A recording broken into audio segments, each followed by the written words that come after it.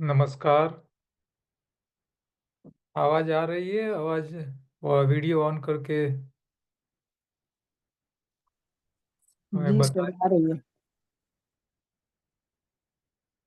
सब ओके। लकुलिश योग यूनिवर्सिटी का योगाहार का ऑनलाइन कोर्स के जूम मीटिंग में आप सब योगी आत्माओं का स्वागत है।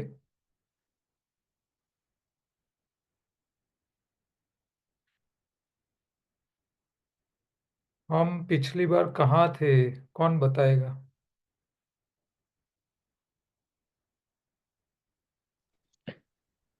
सर, समाज और बच्चों के बारे में बात हो रही थी, जो बच्चों को आज दिखाया जा रहा है और समाज में जो चीजें प्रचलित है उसके बारे में बात हो रही थी, मीडिया के चैप्टर बारे में। चैप्टर पे हम कहाँ थे उसके ऊपर जरा। सर, चौथा आई थिंक टॉपिक हमारा चल रहा था जब हम लास्ट उसमें थे। ओके। સર ચેપ્ટર 4, 5 અને 6 ઓલમોસ્ટ પતી ગયા હતા. पेज 20। 6 થી ચેપ્ટર 6 થી આગળ જવાનું હતું. 20। ओके, ठीक है। आप लोग नोट करना रखे और पेज नंबर खास करके नोट करके रखना, और हिंदी वाली बुक का जो रेफरेंस है ना उसी को ही ध्यान में रखे आप लोग। 20 पेज आई थिंक। ओके। और जिन लोगों के पास गुजराती पुस्तक होगी तो शायद पेज नंबर आगे पीछे हो सकता है। उसमें तो 22 था और हिंदी में 20। हाँ, आपको हिंदी में ही हमें बताना है कि भी कौन से पेज पे थे हम। એટલે તમે કહેશો ને સર લાસ્ટ પૂરું થાય ત્યારે તો જ લાગે છે, કારણ કે ગુજરાતીમાં બુક હોય તો અમારી પાસે તો ગુજરાતી નંબર जी, હોય એટલે. नहीं तो यहाँ हम शेयर भी तो करते हैं ना। હા જી, हम ઓકે. यहाँ शेयर करते हैं, उसमें पेज नंबर लिखा होता 20, है। और उसमें 20 था। साथ में आ, जो ગુજરાતી टॉपिक का भी. चल रहा है वो उसका भी नंबर होता है। ठीक है, ठीक है. ओके. आगे हम बढ़ते हैं क्योंकि हम दूसरी समय पे नई बातें पे समय बिगाड़ेंगे। मैं आप सबको एक रिक्वेस्ट करना चाहूँगा कि यहाँ से जो चीज़ें बताई जाती है, हम समझाते हैं आपको, उसको उसका मनन करते रहे, पुस्तक को पढ़ते रहे, और हम जो कहना चाहते हैं उसको गंभीरता से उसको एडॉप्ट करके उसके ऊपर आप प्रयोगात्मक शुरुआत करें। क्योंकि जब तक कोई भी थियरी को प्रैक्टिकल आप स्टार्ट नहीं करते तब तक उसका लाभ आपको नहीं मिलता है। दूसरा बात यह है कि कई लोग यहाँ ऐसे भी हैं हमारे साथ कोर्स के अंदर जो हमसे ज़्यादा पढ़े हुए हैं, कोई डॉक्टर्स भी है। तो अच्छी बात है, लेकिन हम यहाँ जो आपको बताने वाले हैं, जो बता रहे हैं, वो हमारे 20 साल का एक्सपीरियंस के हिसाब से हम सब आपको बता रहे हैं।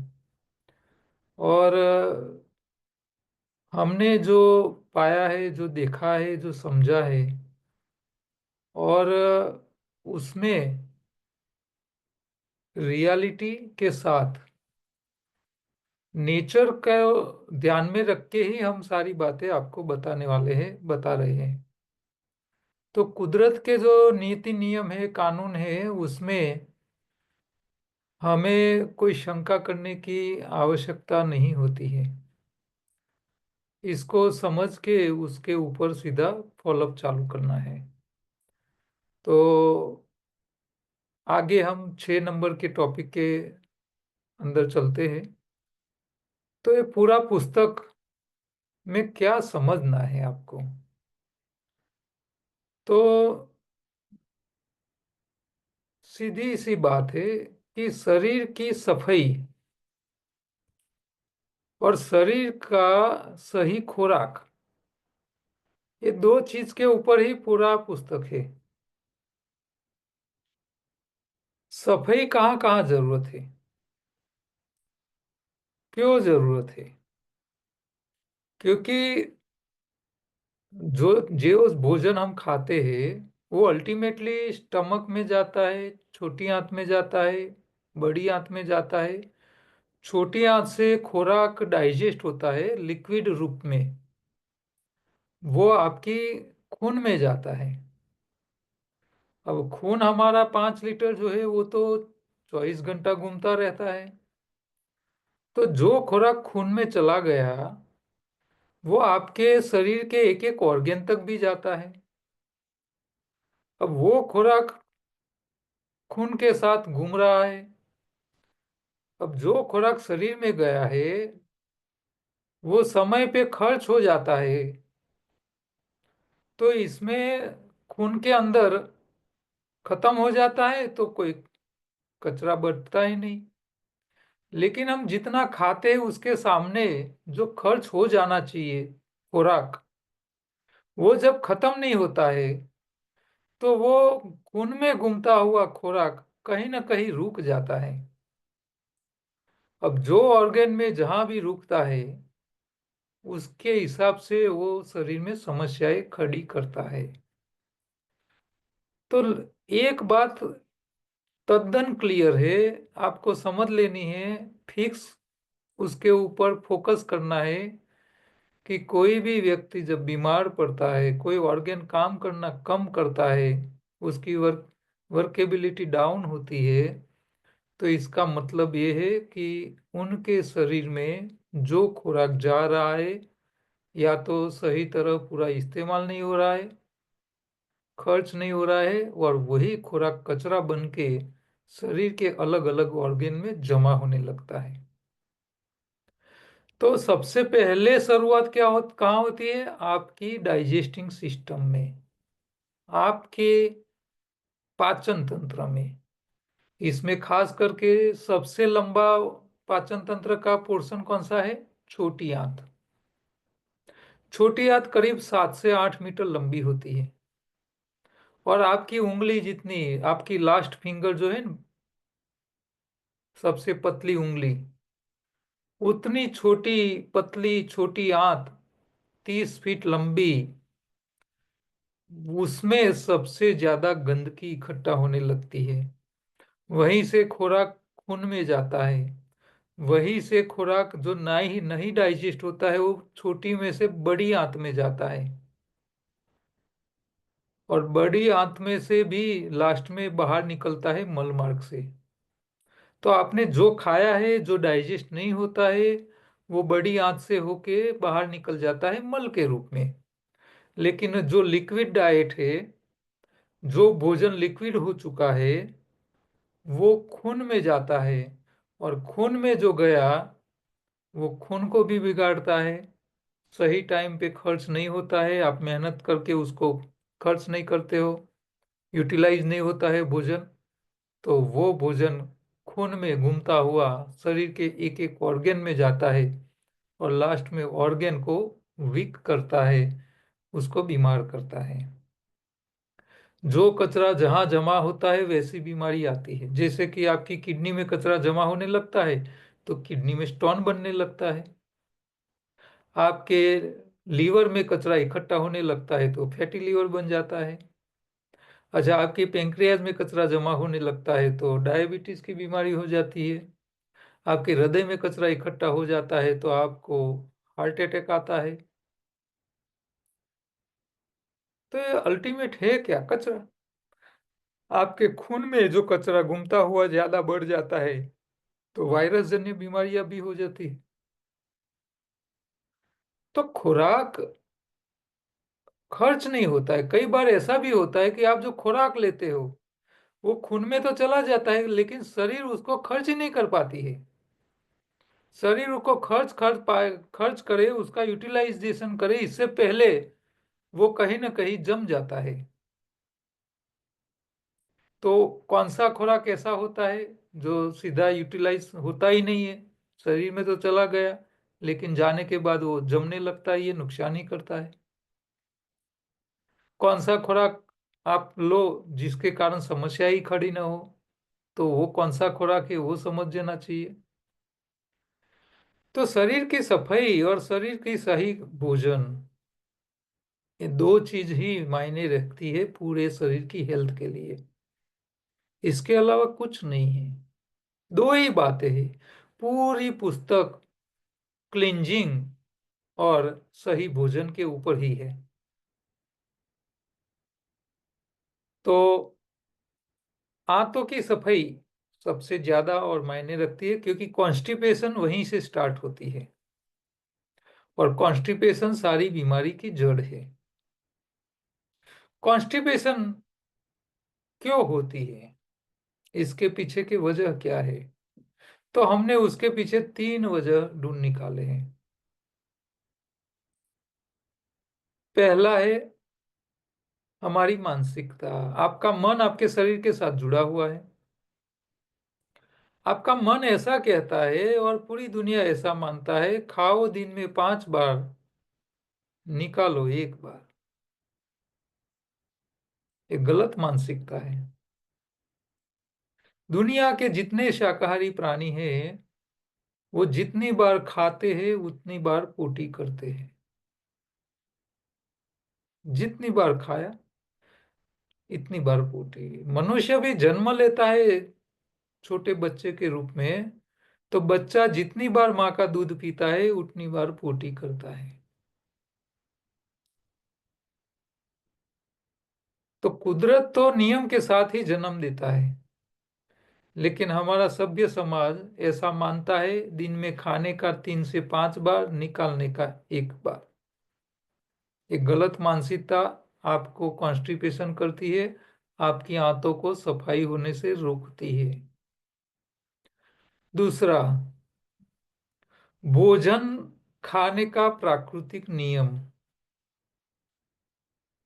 दुनिया के सारे शाकाहारी प्राणी चबा चबा चबा चबा कर रस करके खाते हैं।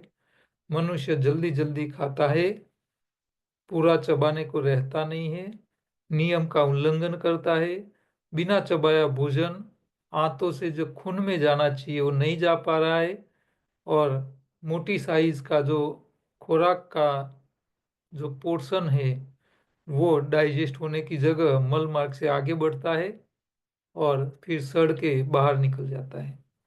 वो कॉन्स्टिपेशन करता है। और तीसरा, भारी भोजन। जितना भोजन वजनदार उतनी कॉन्स्टिपेशन ज्यादा। मनुष्य दूसरे शाकाहारी प्राणियों के हिसाब से वजनदार भोजन ज्यादा खाता है। तो ये 3 कारण है आंतों की कॉन्स्टिपेशन के पीछे, और उसके लिए हमको फिर आंतों की सफाई भी करनी पड़ती है। तो आंतों की सफाई के लिए योग शास्त्र ने बस्ती क्रिया दी हुई है। जो लोग बीमार हैं उन लोगों को हम बस्ती क्रिया के लिए एडवाइस करते हैं। तो ये छोटी आंत आपकी बड़ी आंत के बीच में होती है। छोटी आंत का छेड़ा बड़ी आंत के साथ जहां ज्वाइंट होता है वो हमारे पेट में राइट साइड होता है। Right side. राइट साइड छोटी आंत से बड़ी आंत में मल जाता है, बड़ी आंत में नीचे से ऊपर की ओर जाता है, ऊपर से लेफ्ट साइड की ओर जाता है, और फिर नीचे आता है और मल मार्ग से बाहर निकलता है। तो ये बड़ी आंत की सफाई के लिए एनिमा, जिसको बस्ती क्रिया कहते हैं, योग शास्त्र ने उसकी व्यवस्था दी हुई है। जो लोग योग टीचर है उन लोगों को बस्ती क्रिया यानी कि एनिमा के बारे में पता होता है, और नहीं है तो आपको उसका कैसे इस्तेमाल करना चाहिए एनिमा, वो सब समझ लेना जरूरी है। वो आगे हम आपको समझाएंगे। आगे है दूसरा, शरीर का खून की सफाई, इंटरनल क्लींजिंग। तो इंटरनल क्लींजिंग के लिए आयुर्वेद ने एक अद्भुत सूत्र दिया हुआ है, लंगनम परम औषधि। यानी आप भोजन खाना बंद करो तो आपकी आंतों से लेके आपके खून के अंदर जो कचरा जमा पड़ा है वो खाली हो जाता है, और आपको बीमारी में से जल्दी बाहर निकालता है। इसीलिए लंघनम परम औषधि, लंघन यानी उपवास। अब उपवास में तो नहीं भोजन करना है, नहीं पानी पीना है, फिर भी उसको औषधि बताई, और कैसी? परम। ये लंघन यानी उपवास के ऊपर जापान के दो साइंटिस्टों ने रिसर्च किया, और उन्होंने ऑटोफोगी नाम का एक पेपर प्रेजेंट किया रिसर्च करके। और उन्होंने रिसर्च में ऐसा लिखा कि जो व्यक्ति एक साल में 24 दिन निर्जला उपवास करता है, 24 घंटे का, 24 दिन, यानी हर महीने 2, उनको कभी कैंसर होने के चांस नहीं है। उनका ये रिसर्च आया, और ये रिसर्च के ऊपर पूरी दुनिया के मेडिकल क्षेत्र के संस्थाओं ने इकट्ठा होके WHO तक उनको नोबेल प्राइज दिया। देखो, आप कोई दवाई की शोध करो, कोई बीमारी के लिए दवाई बनाओ, कोई वैक्सीन बनाओ, और वो लोगों को दो, और लोगों को वो बीमारी से बचाओ, तो वो एक अलग रिसर्च हुआ।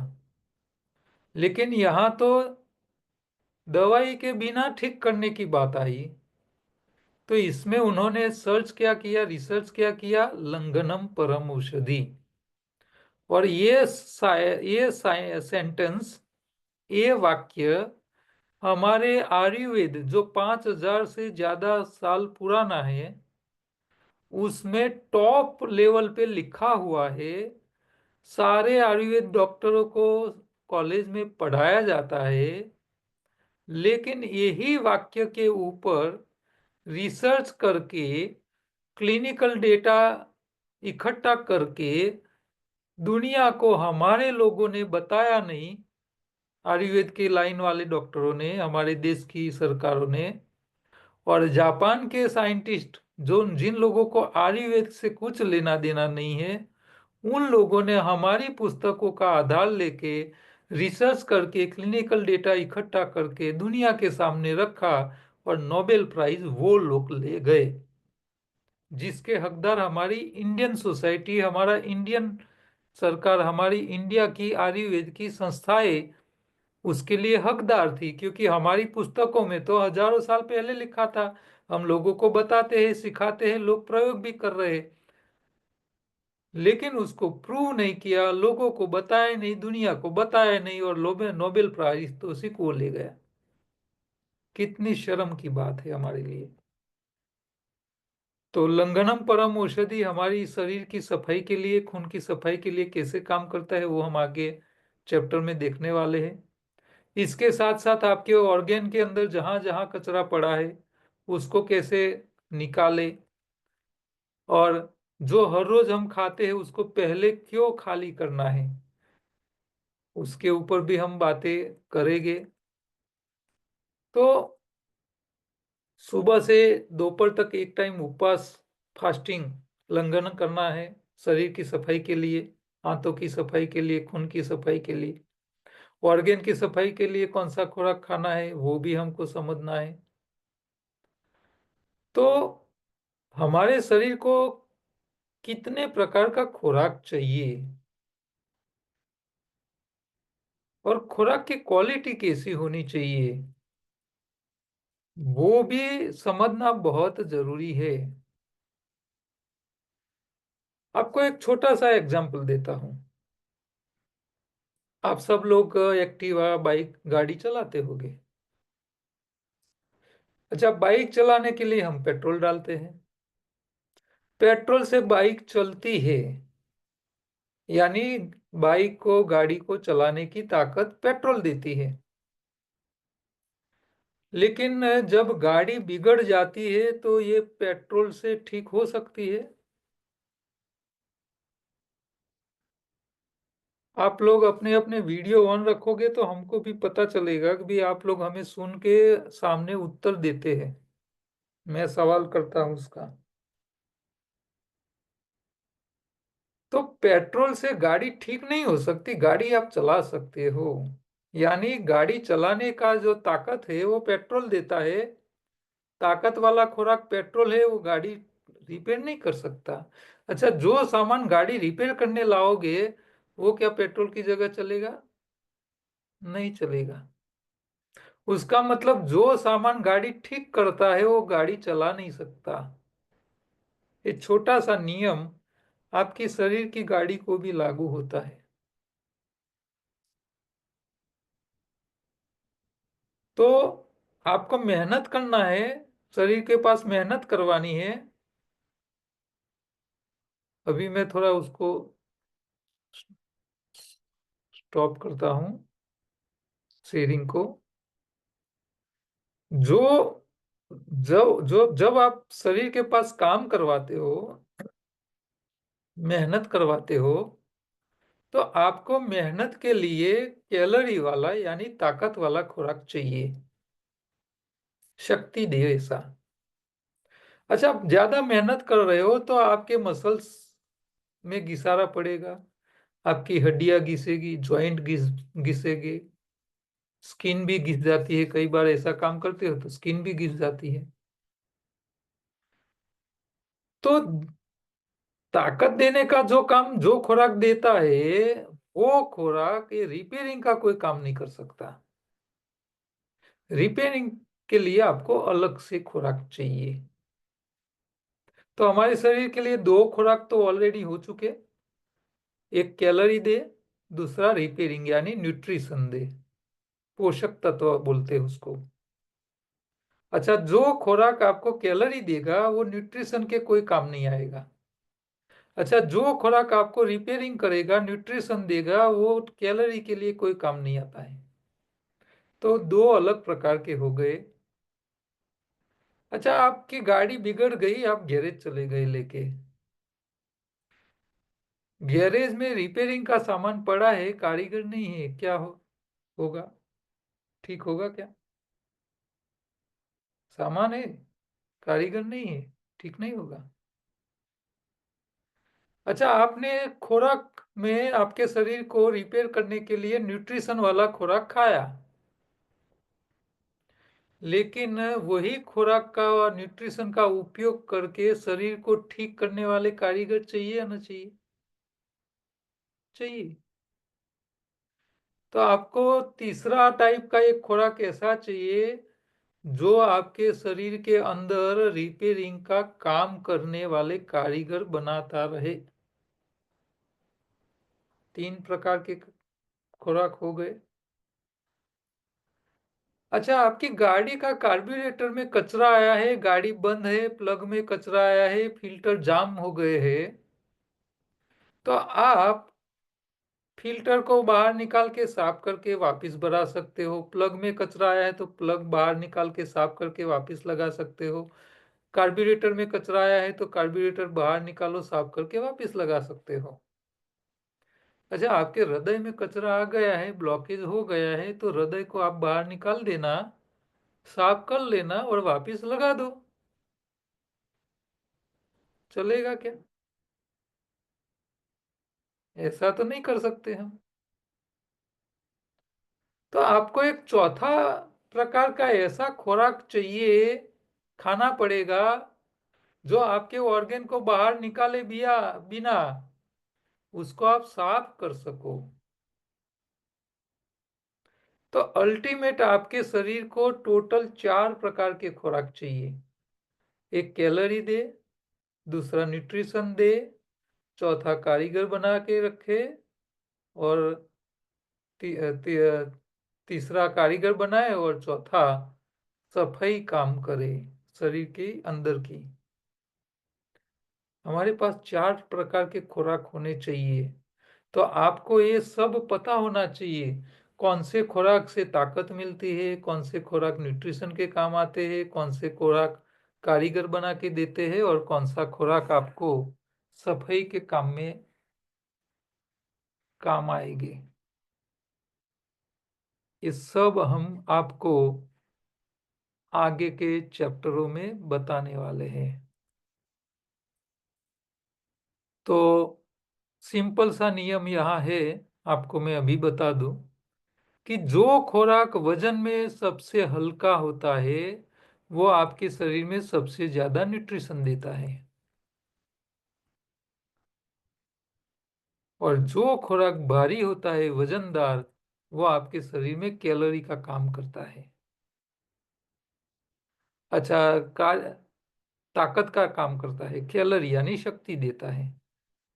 अच्छा, आपके भोजन में ऐसा खुराक होना चाहिए जो आपके शरीर के लिए कारीगर के रूप में काम आए। तो वो खुराक है हरी पत्तियों का हरा रंग, जिसको हम क्लोरोफिल कहते हैं। उसको हम डिटेल में आगे समझने वाले हैं। और इसके अलावा आपके शरीर के लिए सीजनल फूड कितना मायने रखता है, उसका नॉलेज भी आपको होना चाहिए। सीजनल के साथ साथ आप कौन से इलाके में रहते हैं उसका भी ध्यान रखना पड़ेगा। हमारा देश है भारत देश, तो उत्तर में कश्मीर है और साउथ में कन्याकुमारी है। अब दोनों का आप जियोग्राफिकल स्टेटस देखो तो उत्तर में कश्मीर में साल में ज्यादातर ठंडी रहती है और 2-3 महीना तो बर्फबारी रहती है। अच्छा, आप साउथ में कन्याकुमारी में जाओ तो वहाँ कभी 30 डिग्री से टेम्परेचर डाउन कभी होता ही नहीं, बर्फ वहाँ पड़ती नहीं, गर्मी ऑलवेज ज्यादा रहती है पूरे साल। वहाँ हवा में एटमॉस्फेयर में मॉइस्चर भी ज्यादा रहता है, कश्मीर में मॉइस्चर कम होता है। तो आप कौन से इलाके में रहते हैं उसके हिसाब से आपको कौन सा भोजन ज्यादा खाना चाहिए, कौन सी सीजन में कौन से भोजन का उपयोग ज्यादा करना चाहिए, कौन सा नहीं करना चाहिए। तो प्राकृतिक, मौसमी, मौलिक, ओरिजिनल, रीजनल, ये सब मुद्दे आपके भोजन के साथ जुड़े हुए हैं, वो सब का भी आपको नॉलेज होना चाहिए। और साथ में 24 घंटे में आपका भोजन का प्रोग्राम किस तरह का होना चाहिए उसको भी आपको समझना है। तो यहाँ शॉर्ट में हमने ऐसे बनाया है कि 24 के 8-8 घंटे के 3 हिस्से बना दो। 2 हिस्से में भोजन मत करो, यानी 16 घंटा उपवास करो, 8 घंटे के बीच में भोजन करो। डेयरी प्रोडक्ट में कौन सी प्रोडक्ट खानी चाहिए, कौन सी नहीं खानी चाहिए, रात का भोजन खाना चाहिए या नहीं खाना चाहिए। ज्यादातर हम लोग ऐसा सोचते हैं कि रात को खाली पेट सोना चाहिए, लेकिन वो फायदा करता है नुकसान करता है, इसके बारे में हम आपको आगे बताने वाले हैं। आगे बढ़ते हैं। तो शरीर सिर्फ भोजन से नहीं चलता है, शरीर को चलाने वाली कोई एक शक्ति अलग होती है, जिसको जीव की शक्ति कहते हैं, जीवनी शक्ति कहते हैं। और जीवनी शक्ति आत्मा के साथ जुड़ी हुई होती है। तो जब तक आपके पास कोई रूम में पंखा लगाया है, लेकिन आप स्विच पाड़ के वो पंखे के अंदर इलेक्ट्रिसिटी नहीं डालते हैं, तब तक पंखा घूमता नहीं है, चलता नहीं है। गाड़ी में आप पेट्रोल डालते हो, लेकिन वो पेट्रोल को आप जलाते नहीं हो, तब तक गाड़ी नहीं चलती है, भले गाड़ी के टैंक में पेट्रोल पड़ा हो। तो ये पेट्रोल को जब आप जलाते हो इंजन में, तब कोई ऊर्जा पैदा होती है, ताकत पैदा होती है, वो गाड़ी को चलाती है। इसी तरह हमारे शरीर में जीव की शक्ति होती है, जो आपके शरीर के सारे ऑर्गेन को वर्किंग में रखता है, उसके पास काम कराता है। तो ये जीव की शक्ति, जिसको मनोमय कोर्स के साथ भी जुड़ा है, प्राणमय कोर्स के साथ भी जुड़ा है, तो ये सब क्या है उसके ऊपर भी हमें इसमें आगे देखना है। तो भगवान ने मनुष्य को, ऐसा बताया जाता है, और हमारा सनातन धर्म तो कहता है 84 लाख योनि पूरी करके आपको भगवान बनाया है, भगवान ने बनाया है, मनुष्य का अवतार दिया है। तो मनुष्य का अवतार असामान्य है, सामान्य नहीं है। और ये भी कहा जाता है कि मनुष्य के शरीर के अंदर जो आत्मा होती है वही परमात्मा है। और परमात्मा की ताकत तो आपको तो पता है कि भी वो कितनी ताकत वाला होता है। तो मनुष्य अपने आत्मा को जागरूक करके भी परमात्मा की तरह ताकत वाला बन सकता है। दूसरे प्राणी ये सब नहीं कर सकते। जंगल का राजा सिंह है, वो सोचे कि भी मैं जंगल को रण बनाना चाहता हूं, नहीं कर पाएगा। अच्छा, कोई सूखा इलाका है, रण विस्तार है, वहां कोई कैमल या ऊंट, गुजराती में कहते हैं कैमल, ऊंट। ऊंट ऐसा सोचे कि भी मुझे इसको हरा भरा जंगल बनाना है, तो नहीं बना सकता। लेकिन उसकी जगह मनुष्य, हाँ, ऐसा सोचे कि भी मुझे जंगल को रण कर देना है, तो वो उसको रण भी बना सकता है और रण को जंगल भी बना सकता है। तो ये ताकत क्या है? ये ताकत वही जीव की शक्ति है।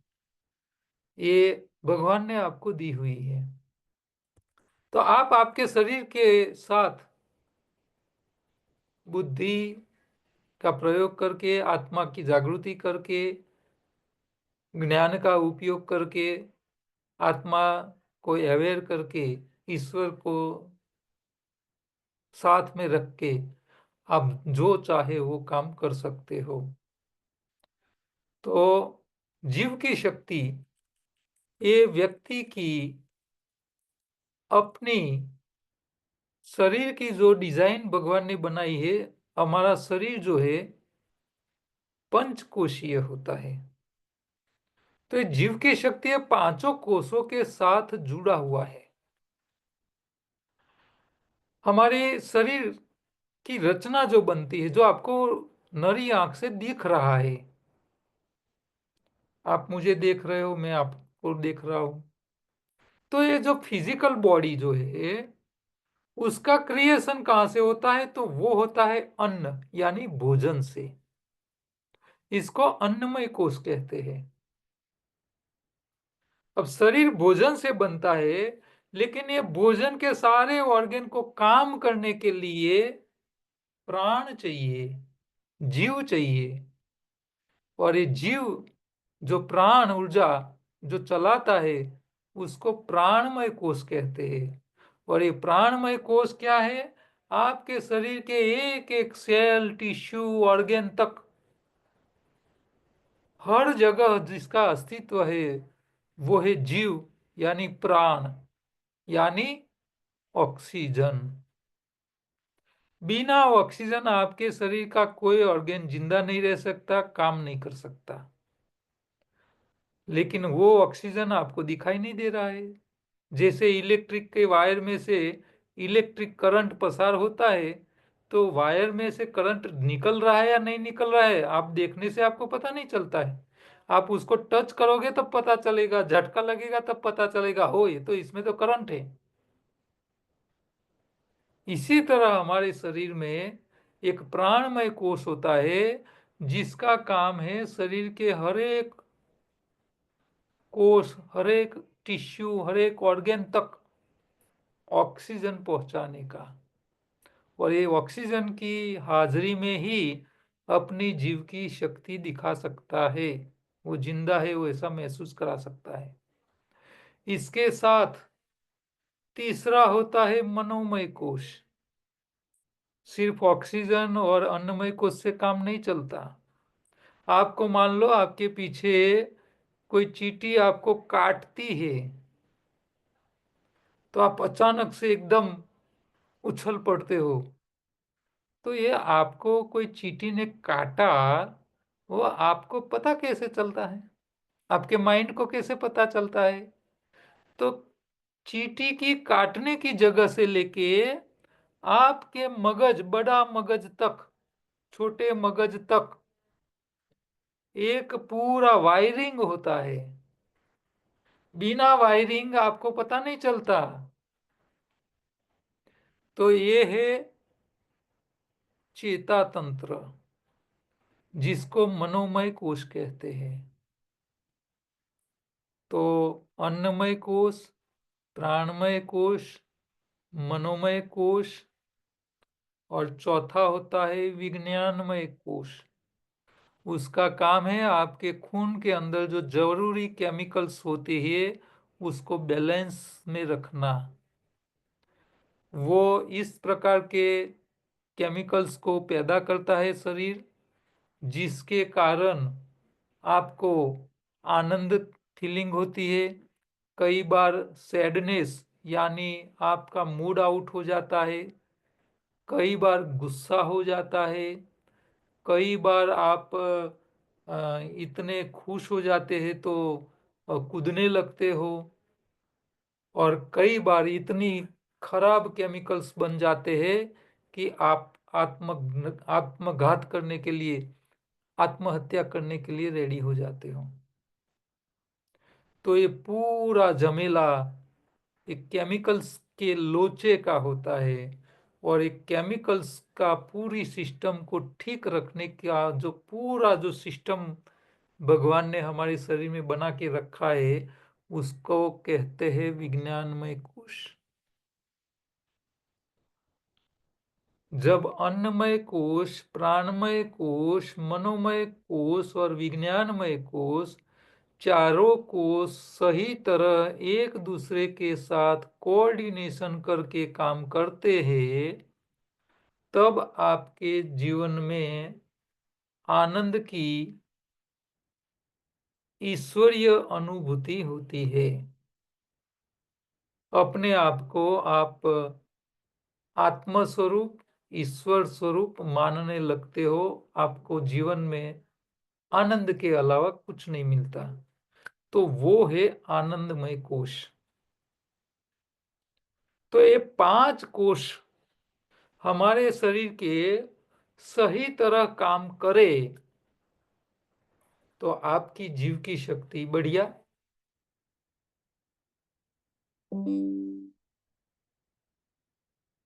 और एक दूसरे के साथ जो कोऑर्डिनेशन नहीं होता है तो ये अन्नमय, प्राणमय, मनोमय, विज्ञानमय कोश की गड़बड़ी के कारण शरीर के अंदर अलग अलग प्रकार की समस्याएं क्रिएट होती है, जिसको हम सादी भाषा में बीमारी कहते हैं।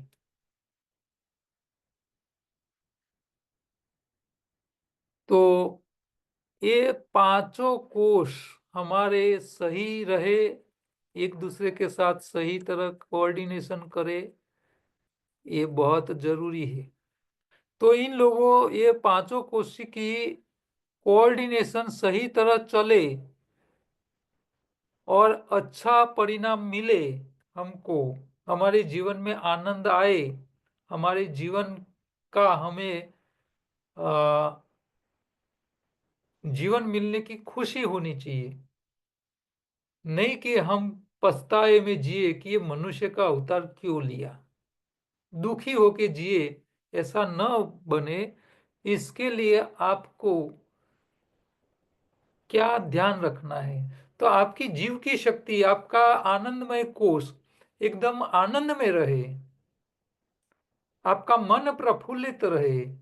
आप जहां भी हो, चाहे छोटे घर में रहते हो, चाहे बड़े में रहते हो, चाहे गरीब हो, चाहे अमीर हो, हाँ, चाहे छोटे हो, चाहे बड़े हो, चाहे कहीं भी रहते हो, किसी भी हालत में हो, आपके मन में आनंद भरा पड़ा रहे। उसके लिए आपको थोड़ा सा कौन सी एक्टिविटी आपके ये जीव की शक्ति को अपवर्ड यानी बढ़ाता है, और कौन सी एक्टिविटी आपकी जीव की शक्ति को डाउन करता है, तो ये कौन कौन करता है इसके ऊपर भी थोड़ा देख लेते हैं। तो जब तक आप आपके शरीर को प्राकृतिक भोजन देते हैं, नेचुरल, अनप्रोसेस्ड, बिना पकाया, इतनी आपकी जीव की शक्ति बहुत बढ़िया तरीके से काम करती है। और जो नेचुरल फूड खाने वाले जितने भी प्राणी हैं हमारी दुनिया में, शाकाहारी प्राणियों की बात कर रहा हूँ। हाँ, नहीं तो कई लोग तो सोचेंगे मांसाहारी भी तो नेचुरल ही खाते हैं। हाँ, ओ, कोई मांसाहारी प्राणी दूसरे प्राणी को मार के खाता है तो नेचुरल ही खाता है, उसको पकाता नहीं है, वो नेचुरल ही खाता है। लेकिन हम शाकाहारी है, इसीलिए हम शाकाहारी प्राणियों की ही बात करेंगे। तो जितने शाकाहारी प्राणी हैं वो सारे नेचुरल फूड खाते हैं, तो उनको अपने शरीर में भी कोई समस्या नहीं आती है, वो कभी दुखी भी नहीं होते हैं, वो कभी रड़ते नहीं है कि हमारे पास मनुष्य की तरह रहने का घर नहीं है, मकान नहीं है, गाड़ी नहीं है, कपड़े नहीं है, अच्छा अच्छा खाने को नहीं मिल रहा है। वो कभी ऐसा फरियाद करते ही नहीं, वो अपने जीवन में मस्त रहते हैं। क्यों मस्त रहते हैं? उनका फूड मस्त है, नेचुरल है। ठीक है। अच्छा, साथ में वो प्राणियां क्या करते हैं मस्त रहने के लिए? उपवास भी करते हैं। हाँ, आप देखो कोई भी फार्मर्स, आपके कोई पहचान वाले खेडूत है, गांव में रहते हैं, गाय भैंस पालते हैं, तो आप उनको पूछना कि भाई गाय भैंस जब बीमार पड़ती है ना, तो वो क्या करती है? खाना छोड़ देती है। क्या करती है? खाना छोड़ देती है। यानी उनको ऐसा लगे कि भी मेरे शरीर में दिक्कत आ रही है, कुछ गड़बड़ी लग रही है, तो वो तुरंत पहला काम करती है खाना छोड़ना। तो उपवास का उपयोग सबसे अच्छी तरह अनपढ़े, बिना पढ़े लिखे प्राणियां जो कभी स्कूल में नहीं जाते, उनके फैमिली वाले उसको कभी बताते नहीं है कि भी तुमको बीमारी आ जाए तो उपवास करना। लेकिन मनुष्य पढ़ा लिखा है, अपने आप को डॉक्टर भी कई बार बताता है, कई डॉक्टर भी होते हैं, लेकिन उपवास से शरीर की जीव की शक्ति कैसे बढ़ा सकते हैं उसके बारे में हम कभी सोचते नहीं है। तो अनपढ़ प्राणियां कुदरत के नियमों का पालन करते हैं, हम नहीं करते हैं। तो उपवास करने से आपकी बॉडी डिटॉक्स होती है, आपकी जीव की शक्ति बढ़ती है, आपकी एनर्जी लेवल, वाइटल पावर, आप जीव की शक्ति को वाइटल पावर भी कह सकते हो, तो वो बढ़ा सकते हो। आप सही भोजन देके बढ़ा सकते हो, समयांतर पे, हफ्ते में, 15 दिन में, या तो हर रोज 16 घंटे का उपवास करके आप आपकी बॉडी का वाइटल पावर बढ़ा सकते हो। अच्छा, इसके साथ भोजन जो खाया है उसको पचाने का समय भी देना पड़ता है। आप खाते ही रहोगे तो आपकी वाइटल पावर, आपकी जीव की शक्ति कम होने लगेगी, एनर्जी लेवल डाउन होने लगेगा। तो एनर्जी लेवल बढ़ाना है आपके शरीर का, मन ना तन का, सबका, तो आपको भोजन को समय देना पड़ेगा डाइजेस्ट होने का। तो आपकी जीव की शक्ति बढ़ती है, एनर्जी लेवल बढ़ता है। यहाँ एनर्जी कहो, ताकत कहो, जीव की शक्ति कहो, वाइटल पावर कहो, जो भी कहना है, नाम कोई भी दे दो, अल्टीमेट आपकी शरीर की स्फूर्ति। हाँ, आप आनंद में रहो और कोई भी काम करने के लिए तैयार रहो। इसी को ही वाइटल पावर कहते हैं, इसी को ही जीव की शक्ति कहते हैं। चौथा है शरीर को समय आराम के लिए देना। सही नींद, सही आराम, ये भी वाइटल पावर बढ़ाने के लिए है। तो रात का भोजन खाना खा के सोना चाहिए। गुजराती में कहावत है, मारी ने भागी जाओ, खाई ने ऊंघी जाओ। तो भोजन के बाद शरीर को आराम ही करवाना चाहिए। लेकिन हमको बताया जाता है भोजन करने के लिए वॉकिंग करने के लिए जाओ, भोजन करने के बाद वॉकिंग के लिए जाओ। तो ये आपकी वाइटल पावर डाउन करेगी। आप भोजन के बाद आराम करोगे तो आपकी जीव की शक्ति बढ़ेगी। अच्छा, इसके साथ साथ स्वभाव भी इतना ही मायने रखता है। हंसमुख के स्वभाव वाले को ज्यादातर बीमारियां नहीं आती है। मुस्कुराते रहने वाले को समस्याएं कम होती है। हाँ, जो नर्वस मूर्ति की तरह रहते हैं, कोई रिएक्शन नहीं देते हैं, वो लोग परेशान होते हैं। तभी इसी तरह अपने मुंह पे हास्य होता ही नहीं। अच्छा, इसके साथ साथ आप खेल कूद, व्यायाम करो, योग करो, तो इससे भी आपकी वाइटल पावर बढ़ती है। तो ये सब हेल्प करते हैं। अच्छा, वाइटल पावर, जीव की शक्ति को डाउन करने वाले फैक्टर कौन से हैं? तो जीव की शक्ति को बर्बाद करने वाले मुख्य कारण है शरीर के लिए गलत भोजन। आप सही भोजन नहीं दोगे, अल्ट्रा प्रोसेस फूड खाते रहोगे, तो आपकी एनर्जी लेवल बहुत डाउन रहेगी। आजकल तो मैंने देखा है, कॉलेज में पढ़ने वाले लड़के लड़कियां 1 घंटा खड़ा नहीं रह सकती है। 1 घंटा, इतनी एनर्जी लेवल डाउन है, बैटरी काम ही नहीं करती है उन लोगों की। बहुत भयंकर हालत है, खराब। दूसरा, शारीरिक परिश्रम। तो लिमिट से ज्यादा परिश्रम करना आपकी वाइटल पावर को डाउन करता है। हाँ? आपके मसल खींच जाए इतना परिश्रम नहीं करना चाहिए। मर्यादा में, आपकी कैपेसिटी के हिसाब से ही करना है। अच्छा, भोजन की कमी भी आपका वाइटल पावर डाउन कर सकता है। मान लो आपने मेहनत ज्यादा की, 2 3 दिन 4 दिन, और सामने खाना खाया नहीं, तो जितना काम किया उसके सामने आपको देते रहना चाहिए। आप नहीं दोगे तो फिर आपकी जीव की शक्ति कम होने लगेगी। अच्छा, आपके शरीर में जमा हुआ अपशिष्ट यानी कचरा आप जब नहीं निकालते हो, तो भी वाइटल पावर डाउन हो जाता है आपका। मान लो आपकी आंतों में मल भरा पड़ा है, ऊपर से उड़कर आ रहे हैं, पेट साफ नहीं हो रहा है। अब जब तक आप सफाई नहीं करोगे, तब तक आपको बेचैनी ही रहेगी। सफाई कर लो, अपने आप खुश। हाँ? एक बार अकबर के दरबार में बीरबल को अकबर ने सवाल किया कि ऐसा कौन सा काम है जो हो जाने के बाद आप सबसे ज्यादा खुश हो जाते हो? सबसे ज्यादा खुशी कौन से काम में मिलते हैं? तो बीरबल ने जवाब दिया था, टॉयलेट में जाके जब पेट साफ हो जाता है ना, इसमें जो खुशी मिलती है ना, कोई राजा को भी इतनी खुशी नहीं मिलती। तो शरीर में इकट्ठा हुआ कचरा, ये और अकेले मल की बात नहीं है।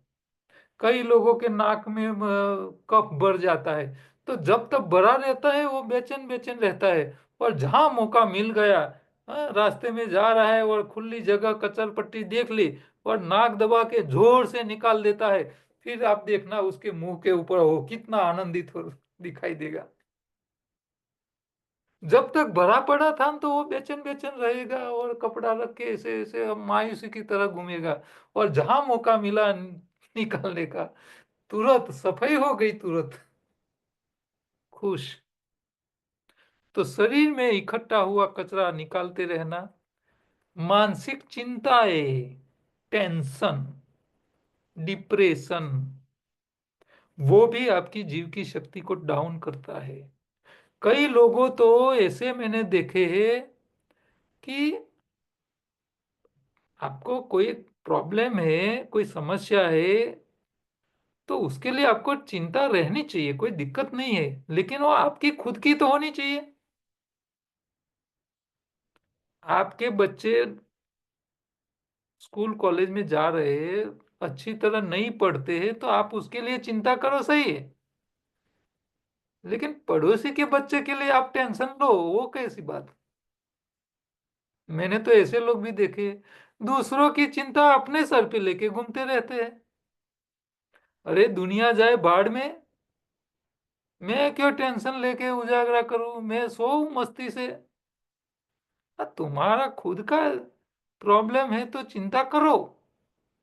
हाँ, पूरी सोसाइटी का प्रॉब्लम है तो चिंता करो, तो लेकिन जहां आपको कुछ लेना देना ही नहीं है, आपके पास उसका कोई समाधान नहीं है, आपसे कुछ रिलेशन नहीं है, फिर भी आप टेंशन में जीते हो, तो ऐसे दूसरे लोगों का टेंशन लेने वाले लोग भी, उनकी जीवन की, उनकी जीव की शक्ति, उसकी एनर्जी लेवल, उसकी वाइटल पावर सब डाउन रहता है। और साथ साथ में आध्यात्मिक अध्यात्म को प्रभावित करने वाली बातें कई बार ऐसी हो जाती है, वो भी आपकी वाइटल पावर को डाउन करती है।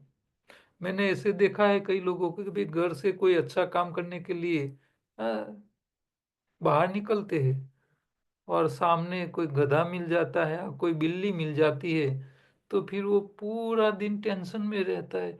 आज मुझे पहला दर्शन बिल्ली का हुआ है, आज मेरा काम नहीं होगा, मेरा काम नहीं होगा।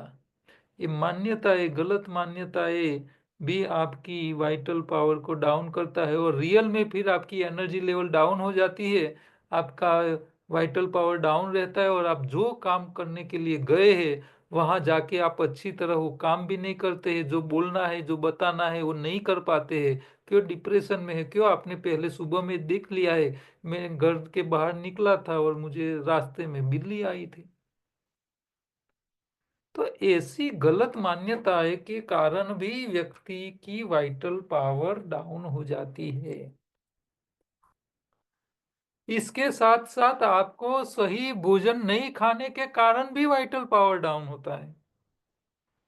मान लो हमारा शरीर शाकाहारी है, तो शाकाहारी प्राणी का भोजन ज्यादातर अल्कलाइन रहना चाहिए, लेकिन आप तीनों टाइम पकाया भोजन खाते रहोगे, एसिड खाते रहोगे, एसिडिक भोजन ज्यादा खाते रहोगे, तो आपकी बॉडी का एटमॉस्फेयर अल्कलाइन की जगह एसिडिक हो जाएगा। फिर आपका एटमॉस्फेयर ही ठीक नहीं है बॉडी का, तो फिर आपकी एनर्जी लेवल कहाँ से बड़ी रहेगी, ज्यादा रहेगी? नहीं रह पाएगी। तो भोजन की क्वालिटी, उसका डाइजेशन होना, भोजन सही तरह खाना, ये सब वाइटल पावर के ऊपर इफेक्ट करते हैं।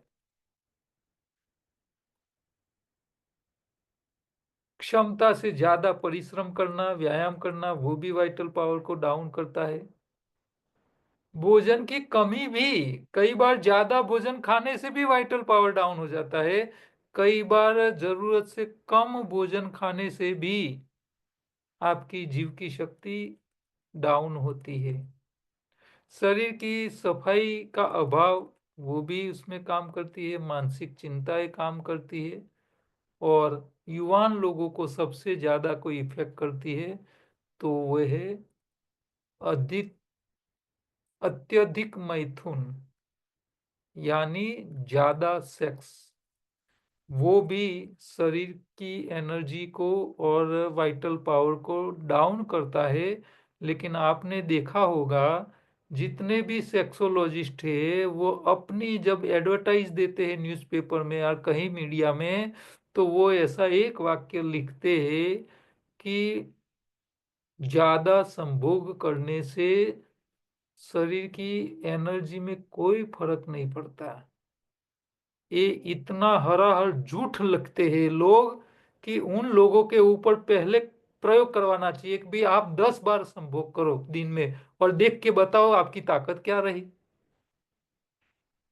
लेकिन ये जुआन लोगों को, हाँ, जो नए नए बच्चे हैं, नई नई शादी की है, उन लोगों को इतना गुमराह करते हैं अपने पेशेंट बढ़ाने के लिए। तुम अपने पैसों के लिए सामने वाले की जिंदगी खराब कर रहे हो। ऐसे लोगों को तो फांसी पे लटकाना चाहिए। गलत राह बताते हैं कि भाई ये करने से कुछ नहीं होता है, तो ऐसे लोग भी हैं। आध्यात्मिक कारण तो अहंकार, क्रोध, भय, चिंता, घृणा, मोह, अधिकारों का पालन करवाने का टेंशन, सामाजिक मान्यता, ये सब ये आपकी एनर्जी लेवल के साथ जुड़ी हुई होती है। अच्छा, आपकी उम्र भी इसमें काम करती है। 25 साल तक की जो उम्र है वो ग्रोथ पीरियड है बॉडी का। तो इसमें आपका एनर्जी लेवल बहुत ज्यादा होता है। तो 25 साल तक के जो बच्चे हैं उसमें सबसे ज्यादा एनर्जी लेवल होता है, और जितनी आयु कम इतनी एनर्जी लेवल ज्यादा। यानी सबसे छोटी उम्र का बच्चा होता है ना, हाँ, आप देखो तो छोटे बच्चे हाथ पैर कैसे हिलाते रहते हैं और खुश मिजाज और भागम भागी दौड़ा दौड़ी करते रहते हैं। उनमें सबसे ज्यादा एनर्जी लेवल होती है। 60 साल के बाद, 25 से 60 के बीच में, आप गृहस्थ आश्रम के बीच में आपका मिडिल क्लास में रहता है। नहीं कम नहीं ज्यादा, मीडियम रेंज का एनर्जी लेवल रहता है। लेकिन 60 से ऊपर जब होने लगते हो आप, तो हर साल आपका एनर्जी लेवल डाउन होता जाता है, और जब बुढ़ापा फुल फेज में आ जाता है तब आप अपने पैरों पे भी नहीं चल सकते हैं। तो आपका एनर्जी लेवल, आपका वाइटल पावर इतना कम हो जाता है कि आपको दूसरे का सहारा लेना पड़ता है। तो उम्र के साथ साथ भी ये सारी चीजें उसके साथ रिलेटेड रहती है एनर्जी लेवल के साथ। अब आगे 8 नंबर का टॉपिक है, शरीर के लिए योग शास्त्र क्या क्या दिखाता है, क्या क्या बताता है। ये थोड़ा लंबा टॉपिक है, 8:30 9:30 होने आ गए हैं। तो इसको हम परसों के लेक्चर में लेंगे। तो आज का 8 नंबर का टॉपिक स्टार्ट करने का है, वो आप नोट करके रखे। और 30 नंबर का पेज है, वो आप नोट करके रखो। परसों हम स्टार्ट करेंगे तो आप उसी को हमको बोलेंगे, बताएंगे कि यहाँ से हमको आगे बढ़ना है। अब आज के जो टॉपिक हुए उसके बारे में आपको कोई चीज पूछनी है, कोई कंफ्यूजन है, तो आप हैंड रेज करके सवाल पूछ सकते हो। इसके पिछले हफ्ते हमारे जो लेक्चर्स हो चुके थे, इसमें से भी कोई आपको कोई है तो आप भी पूछ सकते हो। जो हो चुके हैं उसके बारे में आप पूछ सकते हो, जो होने वाला है इसके बारे में कृपया मत पूछिए। बोलो हेमाक्षी बेन, હા સર. आप अनम्यूट कीजिए अपने आप को। હા, આવે છે અવાજ સર? जी जी जी। હા સર. આજે જે આપણે ચર્ચા કરી શરૂઆતમાં, જે ઓટોફેગીની તમે જે વાત કરેલી, हम्म, હા, એ આજના ગુજરાત સમાચારના જે પૂર્તિ છે ને, जी એમાં એનો જ લેખ આપેલો છે. તો જેમને વાંચવું હોય તો એમાં સારું પેલું આપેલું છે, બધું ડિટેલ जी, આજની જ પૂર્તિમાં આવેલું છે. बढ़िया। वो आप फोटो निकाल के मुझे भेज देना तो मैं ग्रुप में छोड़ दूंगा। હા, શેર કરું. मेरे અને पास બીજું, गुजरात समाचार नहीं आता है, दूसरा न्यूज़पेपर। હા, હું ક્લિક મોકલી દઉં. અને બીજું સર એ પૂછવું હતું કે જે આ બસ્તીનું જે આપણે આજે વાત કરી हम्म। એનીમાં, તો મારે ખાલી જે अभी જે आज मैंने जो आपको बताई है इंफॉर्मेशन, वो प्राइमरी टॉपिक थे हमारे, कि भी ये सब हमारा हमको इसको डिटेल में अभ्यास करना है। હમ, एनिमा कैसे लेना है, कौन सी कंडीशन में लेना है, किसको लेना चाहिए किसको नहीं लेना चाहिए, उसके बारे में हम बाद में, उसके ऊपर पूरा चैप्टर आएगा, उसके ऊपर हम डिटेल में अभ्यास करेंगे। Okay done. लेकिन हमारे सब्जेक्ट, पूरा जो विषय है वो कौन से टॉपिक के ऊपर हमको डिटेल में समझाने वाला है, ये सारी शॉर्ट में हमने ये सारी बातें आपको अभी बताई है। हाँ, आप एनिमा के बारे में कोई आपको पूछना है तो पूछ सकते हो, लेकिन हाँ वो सर। पूरे डिटेल में तो हम बाद में ऑलरेडी पढ़ने वाले हैं। ओके सर, वांधो नहीं, तो ત્યાર પછી हाँ, आपका सवाल कोई है तो पूछ लो इसके बारे में शॉर्ट में। अभी आपका लेवल जो है इसके हिसाब से मैं बात कर लूंगा। ના ના सर, પછી डिटेल में वांधो अभी बताएंगे नहीं, क्योंकि वो जब तक हम उसको थियरिकल समझेंगे नहीं तब तक हाँ। उसका और उसको समझने के लिए ज्यादा टाइम चाहिए। ના सर, का बरोबर છે। चैप्टर आने वाला है, ठीक है। ओके, बीना शाह।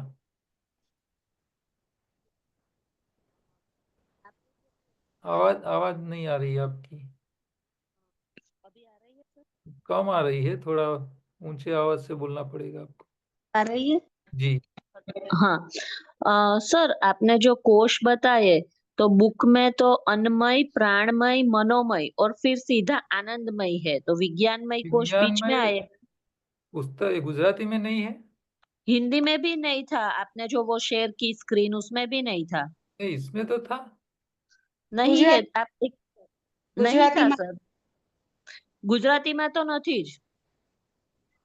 गुजराती में नहीं होगा, हिंदी में तो अभी मैंने पढ़ा, इसमें तो लिखा हुआ था तो स्क्रीन पे मैंने आ रहा। आपने जो शेयर स्क्रीन की ना, जो उसमें भी फिर इसके मनोमय के कोई बाद बात सीधा नहीं, देखो आनंदमय ही नहीं है था। तो अभी मैंने जो बोले वो आप हाँ नोट करके रखने, और उसमें कौन सा कोर्स का क्या रोल है वो मैंने आपको हाँ थोड़ा सिंपल भाषा में समझाया था। हाँ। उसको डिटेल में समझने के लिए तो बहुत बड़े उसके ऊपर बड़े बड़े पुस्तक लिखे हुए हैं, लेकिन हम्म। हमको इतने डिटेल में जाने की आवश्यकता नहीं है। हमको बेसिक समझना है कि भाई अन्नमय क्या है, प्राणमय हम्म। क्या है, मनोमय क्या है, विज्ञानमय क्या है, आनंदमय कोश क्या है। हाँ, उसको तो सिंपल विज्ञानमय भाषा में में क्या आप था? विज्ञानमय में क्या था तो हम लिख ले बुक में। विज्ञानमय में क्या है कि मान लो आपने कोई स्वीट चीज ज्यादा खा ली आपने, हम्म। शुगर वाली चीज आपने ज्यादा खाई। अब हम्म। आपने आपका जो शरीर होता है, हमारा शरीर है 5 लीटर खून है। अब खून हम्म। में भगवान ने ऐसा एक प्रावधान करके रखा है कि हमारे खून में जो घूमता हुआ शुगर है उसकी क्वांटिटी की एक हम्म। मर्यादा रखी है। और ये हमारे खून में से आप शुगर को बाहर निकाल दो 100%, हम्म। उसका वजन करो आप, तो 5 या 7 ग्राम से ज्यादा नहीं रहेगा। ओके। 5 या 7 ग्राम से ज्यादा वजन नहीं रह सकता उसका, शुगर का लेवल। हम्म। ठीक है? अब मान लो आपने 100 ग्राम शुगर खा ली, तो हम्म। 7 ग्राम से बहुत कई गुना ज्यादा बढ़ गई शरीर में। हम्म। तो भगवान ने क्या किया है, एक पेंक्रियाज नाम का ऑर्गेन बनाया है। वो क्या करेगा, उसको हमारा मगज जो छोटा मगज है उसको ऑर्डर करेगा कि भाई तुमको इंसुलिन पैदा करना है। तो इंसुलिन क्या है, एक प्रकार का केमिकल हो गया। तो वो हम्म। रिलीज हो जाता है, ब्लड में घूमने लगता है। फिर आपका जो एक्सेस शुगर है उसको वो कंट्रोल करके उसको निकाल देता है। हम्म। तो ये पूरा जो है वो सारा केमिकल का खेल है। हम्म। कई बार क्या होता है कि आप आइसक्रीम खा रहे हो, आपको यहाँ टेस्ट आ रहे हैं मुंह में, हम्म। लेकिन हम्म। उसका आनंद आपके मगज में आता है, वो मजा आ गई आज तो, एकदम हम्म। प्रफुल्लित हो जाते हो आप। अब हम्म। आइसक्रीम खा रहे हो, उस टाइम आप प्रफुल्लित हो, हम्म। लेकिन आपका आइसक्रीम का कप आधा ही हुआ है और आपका हम्म। फोन आ गया आपके ऊपर, और आपको किसी ने बताया कि आपके बेटे का एक्सीडेंट हो गया है। हम्म। अब आप खा रहे हो, अब खाने में वो जो आनंद आना चाहिए इमीडिएट, इसी हम्म। व्यक्ति जैसे आपने कानों से सुना मोबाइल से, आपका हम्म। मगज दूसरे ऐसे केमिकल बना देता है इमीडिएट, कि तुरंत हम्म। आप एकदम दुख में सड़ जाते हो, एकदम नर्वस हो जाते हो इमीडिएट। हम्म। तो आपकी पूरी फीलिंग एकदम हम्म। 90 डिग्री चेंज हो गई। हम्म। तो ये सब केमिकल का सवाल है। हमारे शरीर में सारे केमिकल्स प्रोड्यूस होते रहते हैं, उसकी इंक्रीज डिक्रीज सब कुछ। तो ये पूरा जो होता है, ये सब केमिकल्स को कंट्रोल होने की पूरी सिस्टम होती है हमारे शरीर में। ये सब हम्म। केमिकल, ये विज्ञान में कोशिश को कहते हैं कि ये सारा उसको मैनेज करता है। पर सर इसमें तो वो मनोमय कोश में दिया है, तो मनोमय कोश क्या है? मनोमय के मनोमय कोश मनोमय कोश में क्या है कि आपकी हर ऑर्गेन एक दूसरे से चेताओं के साथ जुड़ा हुआ है। हाँ। जैसे आपको टीएनएस। चींटी ने काटा तो हाँ। आपको तुरंत ऐसे झटका लगता है, तो हाँ। काटने की जगह और यहाँ झटका लगा, तो बीच में किसने कनेक्शन किया? तो वो है हाँ। चेता। हम्म। ये वायरिंग जैसा होता है। ये चेता, ओके। जैसे करंट आप यहाँ से स्विच पाड़ते हो और आपका फैन या लाइट चालू हो जाती है। ओके। ओके। तो कनेक्शन करने का जो काम है वो सब मनोमय कोश करता है, जो चेताओं के साथ जुड़ा हुआ होता है। ओके। ओके। प्राणमय शरीर क्या है कि आपके हर एक ऑर्गेन के हर एक टिश्यू से लेके हर एक सेल को जिंदा रहने के लिए ऑक्सीजन चाहिए। ऑक्सीजन। और ये ऑक्सीजन आप फेफड़ों से लेते हो, खून में जाता है, आपका हीमोग्लोबिन वो ऑक्सीजन को पकड़ता है और हर एक ऑर्गेन के एक एक सेल टिश्यू तक वो पहुंचाने का काम करता है, तभी वो सेल जिंदा रह पाता है। नहीं तो हम्म। फेड होने लगता है, मरने लगता है। तो ये हम्म। पूरा प्राणमय कोश है। तो हम्म। प्राणमय कोश को हम कैसे एक्टिव रखें, हमारे मनोमय कोश को कैसे एक्टिव रखें, हमारे विज्ञानमय कोश को कैसे एक्टिव रखें, और ये सब कोश का कोऑर्डिनेशन सही तरह चले, तो फिर हम्म। हमारा आनंदमय कोश एकदम बढ़िया रहेगा। हम अपने आप को आत्मा का अंदर आत्मा का अस्तित्व है ऐसा भी भाव आएगा, आध्यात्मिक लेवल बढ़ेगा, ईश्वर का हम्म। अस्तित्व का भाव आएगा, और आपका जन्म ही पूरी सृष्टि में अच्छे काम के लिए हुआ है वो भाव भी आएगा। जब तक ये सारे कोर्स सही तरह काम नहीं करते तब तक ये भाव भी नहीं आता है। ओके। ओके। ठीक। हाँ ठीक है सर। और सर दूसरा पॉइंट ये था कि वो दूध दूध है वो ज्यादा नहीं खाना है। ऐसा क्यों? दूध को तो हम जनरली इसके मिल्क ऊपर पूरा से तक। पूरा चैप्टर आएगा, ओके। वो हम ओके। चैप्टर में डिस्कस करेंगे उसके ऊपर। ठीक ठीक है। ठीक है। है, विपुल भाई, धर्मिष्ठा એક भाई। બે સવાલ નાના નાના હતા. આમ નોર્મલી પેલી લોકો કહે છે કે ઉભા ઉભા પાણી પીવાથી ઘૂંટણમાં પ્રોબ્લેમ થાય, બેઠા બેઠા પીવું. छोटी बात है। રોજ રોજ 3 લીટર પાણી પીવું, डॉक्टर એવી सलाह આપે છે. ये सब जो आपको एडवाइस दी है आपके मगज में जो भर के रखा है, हाँ, कैसी कैसी गलत बातें जो हमने शुरू में भी बताया था पूरा लिस्ट, कि भाई लोग दुनिया ये मानती है कि भाई सुबह में राजा जैसा खाओ, दोपहर को व्यापारी जैसा खाओ, रात को खाली पेट सो जाओ। लेकिन ये पूरी गलत बातें हैं। आप खड़े खड़े पानी पियोगे तो घुटन घिस जाए, तो दुनिया के सारे प्राणी जो है तो खड़े खड़े ही पीते हैं, किसी का नहीं घिस गया। कोई कोई प्राणी बैठे बैठे पानी पीता हुआ देखा आपने कहीं? क्यों? પછી એક अच्छा, ગળ્યું, ખાડ, ગોળ, ગળ્યા ફ્રૂટ पूरे ખાવા. दुनिया के प्राणी भोजन करने के बाद आराम ही करते हैं, और मनुष्य को बताया जाता है भोजन करो घूमने चले जाओ। ચાલવાનો બેસ્ટ સમય કયો ને દિવસમાં કેટલું ચાલવું જોઈએ? આમ બધા કે मैं 5 तो થી 6 सिंपल કિલોમીટર. सी बात बोलता हूँ, आपको भोजन से पहले जितना भी घूमना है घूम के आ जाओ, फिर खाना खाओ और लेफ्ट साइड लेट जाओ। गुजराती में मैंने भी अभी इसी लेक्चर में बोला, मारी ने भागी जाओ, खाई ने ऊंघी जाओ। कितनी देर અને सोना है सर? 1-2 મિનિટ બેન. અને ગળ્યું, ખાડ, ગોળ, ગળ્યા ફ્રૂટ ખાવાથી વજન વધે. ये उसके ऊपर पूरा चैप्टर रहेगा, स्वाद के ऊपर એટલે पूरा टॉपिक है। વજન વધે છે એનાથી કે हाँ वजन, એ બી स्वीट स्वीट चीज वजन વધારે, ગળ્યા ફ્રૂટ ખાવા કે खट्टी ગોળ ખાઈએ खट्टी चीज એ બી. ઘટાડે। ये टॉपिक साहब से अपना ઓકે पूरा ઓકે पूरे હા. टॉपिक आएंगे जी। અને એક ટોપિક જે એનિમામાં તમે લો એમાં એનિમાના પ્રકાર વિશે બતાવશો? સાદા પાણી, हाँ ગરમ पानी, हाँ લીંબુ, हाँ, લીમડો, છાશ, ये सब त्रिफला. आएंगे। वो हम्म. एनिमा के ऊपर जब बॉडी क्लींजिंग का पूरा चैप्टर आएगा ना, आप अनम्यूट कीजिए हम्म. धर्मिष्ठा बहन।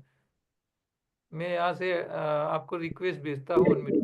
हाँ, ये एनिमा के ऊपर सारी बातें आएंगे, लेकिन हमारे दूसरे दूसरे लोग अपने आप को अनम्यूट करें जहाँ से आवाज आती हो।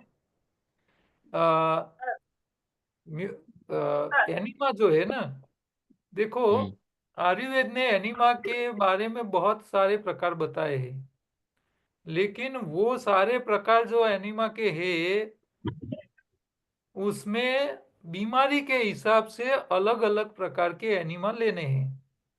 किसी को घी का एनिमा देना है, किसी को दिवेल का देना है, किसी को कड़वे नीम की पत्तियों का कड़वा रस बना के देना है, किसी को कोई औषधि का एनिमा देना है। और आयुर्वेद में तो रक्त एनिमा भी रक्त बस्ती भी आती है। रक्त यानी खून।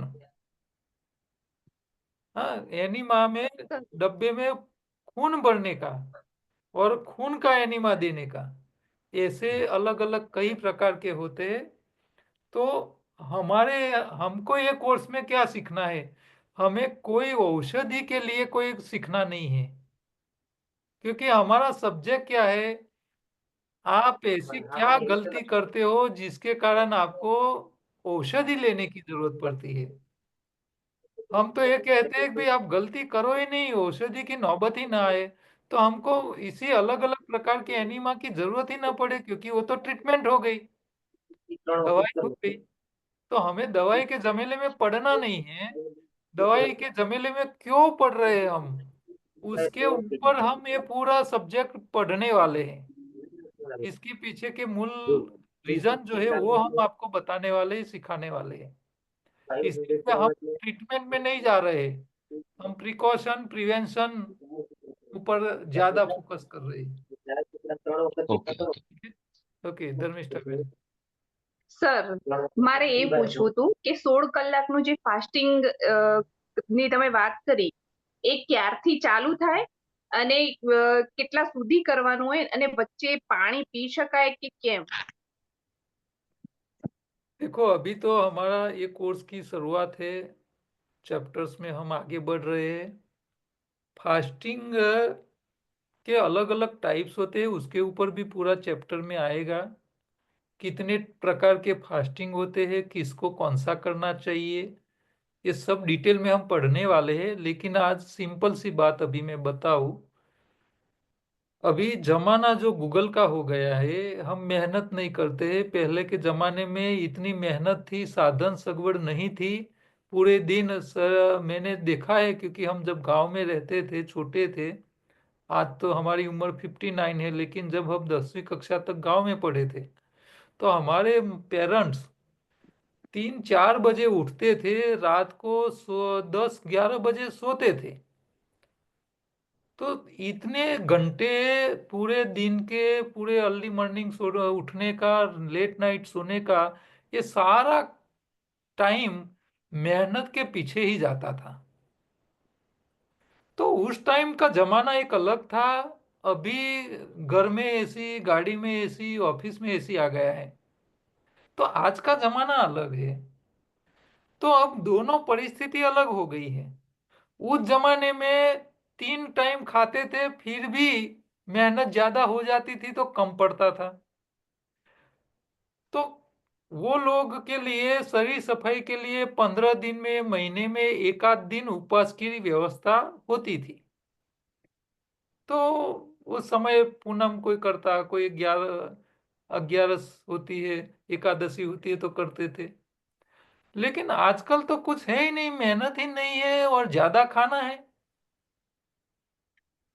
तो शहर में रहने वाले लोग मेहनत नहीं करते हैं, उन लोगों के लिए सबसे अच्छा है कि भी आप हफ्ते 15 दिन में एक दिन उपवास करो। इससे बढ़िया है एक टाइम का उपवास कर लो, यानी 3 टाइम में से एक टाइम खाना छोड़ दो, 2 टाइम खाओ, यानी 8 घंटे के बीच में खाओ, 16 घंटा छोड़ दो। तो ये कब करना है, वो आपको कौन सा टाइम शूट रहता है उसके हिसाब से करना है। हर व्यक्ति की अपनी स्थिति, परिस्थिति, दैनिक दिनचर्या, काम का लोड, उसकी उम्र, उसका लोकेशन कहाँ रहता है, ये सब, और उसके घर का वातावरण कैसा है, ये सब अलग अलग परिस्थिति हर व्यक्ति की होती है। हर एक को अपने हिसाब से उसको जो सूट होता हो उसको एडॉप्ट करना है। कई लोग ऐसे हैं कि सुबह से खाना शुरू करते हैं। आप जैन लोग देखिए तो 6 बजे से पहले खाना खा लेते हैं। अच्छा, हिंदू लोग देखो 10 बजे तो घर आ रहे हैं, अब 6 बजे कहाँ से खाएंगे? तो हर एक व्यक्ति की अपनी स्थिति को देख के उसको तय करना है कि भी 16 घंटा एडजस्ट करना है, और 16 घंटा ही हो ऐसा जरूरी नहीं है, उसको हो सके इतना नजदीक जाने का प्रयत्न करना है। लेकिन ध्यान इतना ही रखना है, बेसिक, बिना भूख का भोजन न करो, बिना प्यास का पानी न पियो, और जो भी खाओ जो भी पियो जितना पेट में जाए अपनी मुंह की सलाइवा इतनी साथ में जानी चाहिए। ये 3 बात के ऊपर जो व्यक्ति ध्यान रखेगा, फोकस रखेगा, उसको कोई बीमार नहीं कर सकता। चाहे उसके पूर्व जन्म में ऐसे कर्म किए होंगे ना, तो भी इस जन्म में भगवान उसको इस गुनाह की सजा से तो बाद रखेगा भी। वो अच्छा काम कर रहा है, जैसे किसी को जेल हो जाती है, पूरी जन्म टिप की सजा हो जाती है, लेकिन 10 साल वो अपना व्यवहार जेल में अच्छा रखता है तो सरकार भी उसको 10 साल में छोड़ देती है। हाँ, तो आपने पिछले जन्म में कोई भी कर्म किए हो या इस जन्म में भूतकाल में जो भी किया है, अभी से सुधर जाओ, तो आपको ओके। नरक के रास्ते से बचने का आसान रास्ता मिल जाएगा। ठीक है। अच्छा, और किसी को कोई क्वेश्चन? हाँ सर। बोलिए। सर निर्जला उपवास क्यों करते हैं? मीन्स हम जो ये जो फास्टिंग के करते ऊपर हैं पानी भी क्यों नहीं पी डिटेल सकते? में पूरा आएगा। Types okay. ऑफ फास्टिंग, किस तरह शुरू करना है, किस तरह एंड करना है, किसको करना है, किसको नहीं करना है, उपवास के ओके। टाइम आपको क्या लेना है चाहिए, क्या नहीं लेना चाहिए, ये सारी हाँ। बातें हम उसके ऊपर जब टॉपिक आएगा पूरा, तब उसको ऊपर डिटेल ओके। में चर्चा करेंगे। ठीक है। सर खाने के बाद कितनी देर आराम करना चाहिए? मैं तो कहता हूँ खाना खा के सो जाओ, फिर तो सोना ही है पूरी रात। अच्छा। दोपहर को खाना खाया है तो आप 15 मिनट, 20 मिनट, आधा घंटा, आपके समय के, आपके पास जितना समय है उसके हिसाब से आप मैनेज करके, लेकिन खाने के ओके। बाद थोड़ा वाम कुक्षी करना जरूरी है। दिन है तो, ओके। रात है तो सोना ही है, सीधा सोने ओके। चले। ओके। हाँ, तो ये सब आप जितना इसके ऊपर प्रयोग करोगे, लेकिन पहला चबा के खाने की आदत डालो। आप सबको मैं हम्म। 2 हाथ जोड़ के रिक्वेस्ट है, आपके घर में आपको रामायण चाहिए या महाभारत, आपके हाथ में है। जिनके घर में जो लोग जल्दी जल्दी खाते हैं, जल्दी जल्दी भोजन करते हैं, उनके घर में हर रोज महाभारत दिखने को मिलेगा आपको। और जो लोग धीरे धीरे चबा चबा के रस करके खाने वाले हैं, उनके घर में कभी कोई झगड़ा देखा हुआ आप देखोगे ही नहीं। मैंने तो कई फैमिली ऐसे देखे जिनके घर में कभी कोई ऊंचा आवाज से बोलता भी नहीं है। क्यों? सारे लोग पैशन वाले हैं, धीरे धीरे आराम से भोजन करने वाले लोग हैं, बीमार भी नहीं पड़ते, झगड़ा भी नहीं होता है घर में, वातावरण रामायण जैसा भगवान राम का होता है ऐसा है। और जो लोग जल्दी जल्दी खाते हैं, गुस्से वाले हैं, झगड़ा हर रोज होता है, उनके घर में हर रोज महाभारत होती रहती है। हाँ, ठीक है। तो हाँ। चलो, आज हमारा टाइम काफी चला गया है, परसों हम दोबारा मिलेंगे अगले चैप्टर के साथ। आप सब लोगों का धन्यवाद।